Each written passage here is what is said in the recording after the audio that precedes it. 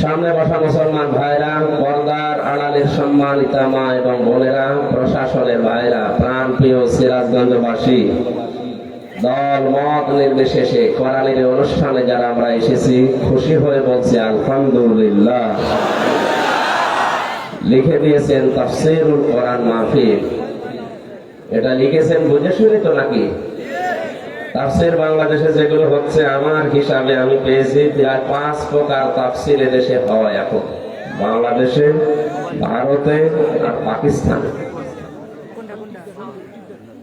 1 নম্বরে এই 3টা দেশে তাফসীর হয় সরকারি তাফসীর, 2 নম্বরে হয় বেসরকারি তাফসীর, 3 নম্বরে হয় দরবারি বা খানকার তাফসীর, 4 নম্বরে হয় নাটকীয় তাফসীর, 5 নম্বরে হয় দরকারি বা কোরআনিক তাফসীর। আমরা এই 5টার ভেতরে সরকারি, বেসরকারি, নাটকীয়, দরবারি নয়, আমরা কোরআনিক তাফসীর করার চেষ্টা করব ইনশাআল্লাহ।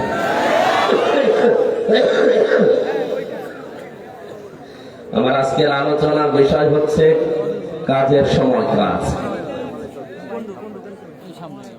কাজকে অনেক মানুষ দূরে ঠেলে দিয়ে শুধুমাত্র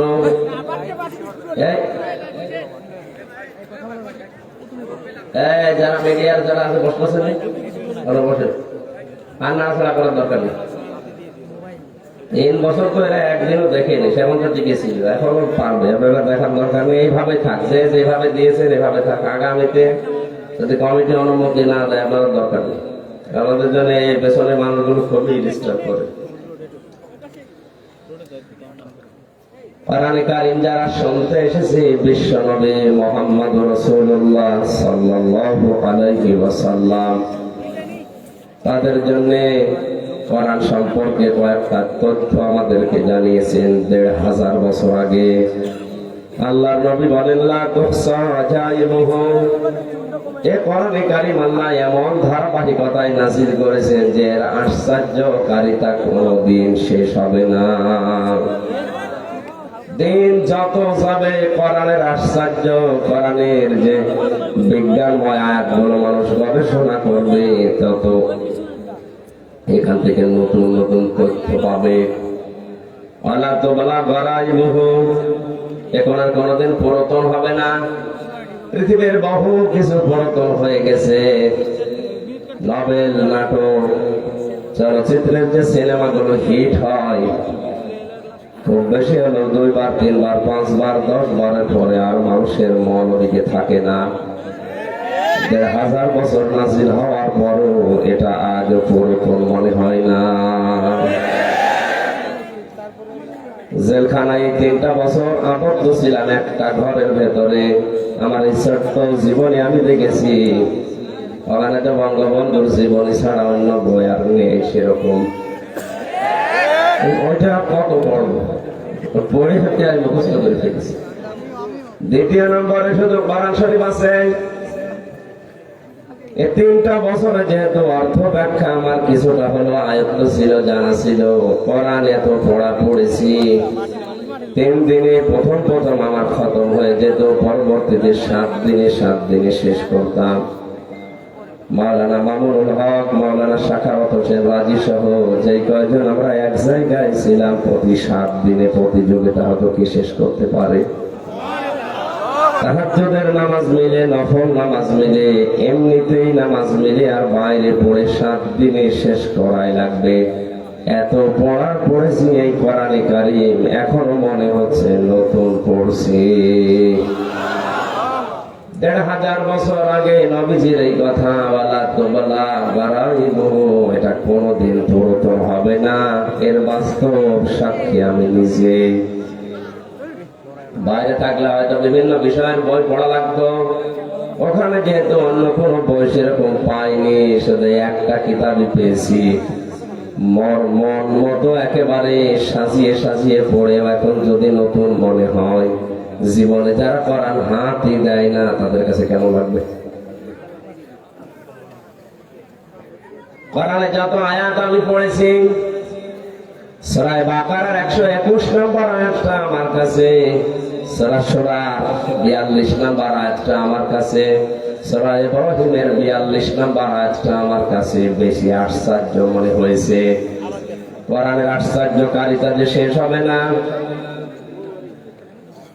আল্লাহ রাব্বুল আলামিন বলেন, শুধু আশ্চর্য আমার কাছে মনে হয়নি, এটা ভয়ঙ্কর মনে হয়েছে। বিশেষ করে বাংলাদেশের দিকে এখন তাকিয়ে বলছি, আল্লাযীনা আতাইনাহুমুল কিতাবা ইয়াতলুনাহু হাক্কা তিলাওয়াতি উলাইকা ইউমিনুনা বিহি ওয়া মান ইয়াকফুর বিহি ফাউলাইকা হুমুল খাসিরুন। আমি মাওলানা আজিজুল ইসলাম জিহাদি, আমিরুল ইসলাম বেলালি, এনাদের মতো তো চিল্লাতে তো পারি না, আমার গলাও সেরকম না। কথাগুলো বোঝানোর চেষ্টা করছি, আপনি যদি বুঝতে পারেন আর আমলে পরিণত করতে পারেন, মাহফিল সাকসেস হবে। আবার কথা বলে এই কোন থেকে, আর এখানে যে মানুষগুলো দাঁড়িয়ে আছে ওই জায়গায় তো বসলে হয় নাকি? বসার বাড়ি যে ধুয়ে দিয়ে বসে, এগুলো মনে হয় মানুষের ভেতরে না, এগুলো দেবতা। দেবতা না এগুলো?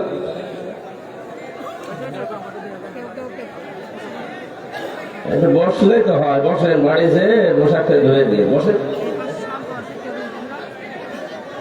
দেখা যায় না, কি দেখবেন কি? বসেন ভাই, বসেন বসে। বারবার তার কেটে গেলে তো সমস্যা। এমনিতেই আমার শরীরের যে অবস্থা, এগুলো আসলে নেওয়াই ঠিক হয়নি এখন। আপনারা সাহায্য না করলে তো কথা বলতে পারবো না। যাই হোক, না বসলে কথা বলবেন না ভাই। কথা বলেন কেন? চুপ করেন।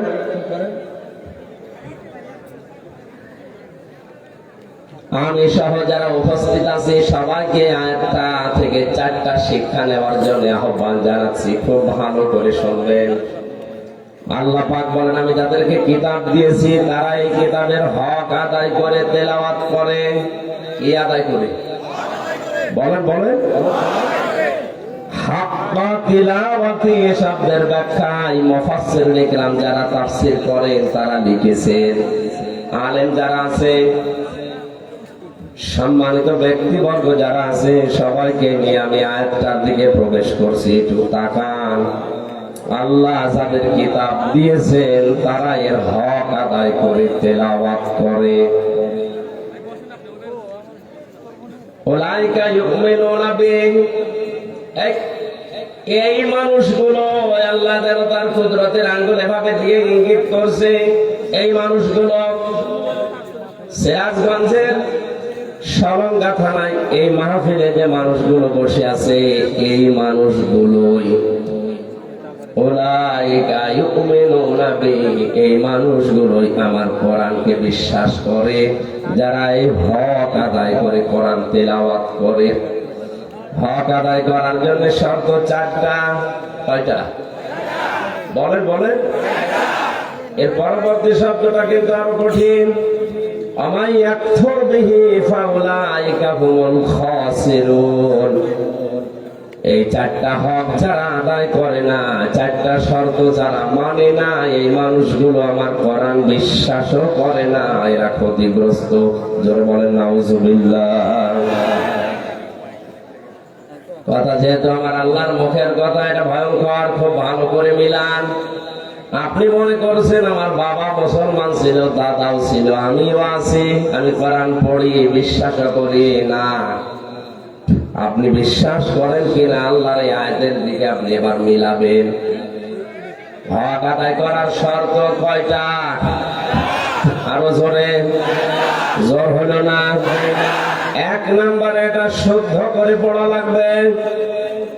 এখানে এখনই যদি জরিপ চালানো হয় 100 জনের, আমার মনে হয় 95 জন হাত তুলবে যে পড়তে পারি না।